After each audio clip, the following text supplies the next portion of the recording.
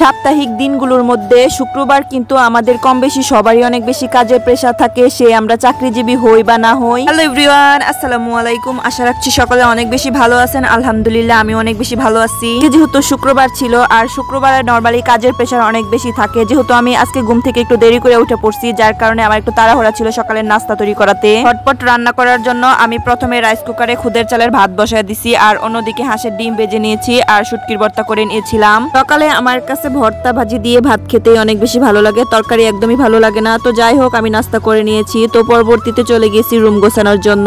Normally আমি প্রতিদিন ঘুম থেকে উঠে ঘর দুয়ার পরিষ্কার করি, আর আজকে যেহেতু ঘুম থেকে দেরি করে উঠে পড়ছি, তো প্রথমেই আমি সকালে নাস্তা করে নাস্তা সেরে তারপরে চলে আসছি ঘর দর পরিষ্কার করার জন্য। যেহেতু আমার ছোট বাচ্চা আছে, আমার রুম একবার না দিনের বেলা 3-4-5 বার ওইরকম রুম গোছাইতে হয়। একদিক দিয়ে পরিষ্কার করে যায়, অন্য দিক দিয়ে আইসা আবার সে এলোমেলো করে ফেলে। তো যাই হোক, ছোট বাচ্চারা এরকম করবে, এটাই স্বাভাবিক। তো অনেকদিন যাবত একটানা বৃষ্টি পড়ে যাচ্ছে, এই রোদ এই বৃষ্টি, এই রোদ এই বৃষ্টি, এরকম করে করে অনেকগুলা কাপড় জমাইছি। তো আমার অনেকগুলা বোরকা ছিল ধোয়ার বাকি, যেহেতু আজকে সকাল সকাল রোদ উঠছে, তো ভাবতেছি যে আজকে বোরকা গিলা ধুয়ে দেই। এমনিতেও আমরা কিন্তু কোনো কাপড় চাপড় ধোয়ার ক্ষেত্রে শুক্রবারের আশায় থাকি যে কবে শুক্রবার আসবে তারপরে কাপড় ধুইমো। তো কাপড় ধোয়া শেষ করে চলে আসলাম দুপুরের রান্না বাড়ায়। আর আজকে যেহেতু শুক্রবার, আজকে ভালো মন্দ কিছু খেতেই হবে। তো ফ্রিজ থেকে গরুর মাংস বের করছি, আজকে গরুর মাংস রান্না করব। যেহেতু আজকে ঘুম থেকে একটু দেরি করে উঠছি, সকালে নাস্তা করতে করতেই দেরি হয়ে গিয়েছে, আর অন্যান্য কাজ করতে করতে তো আরো দেরি হয়ে গিয়েছে।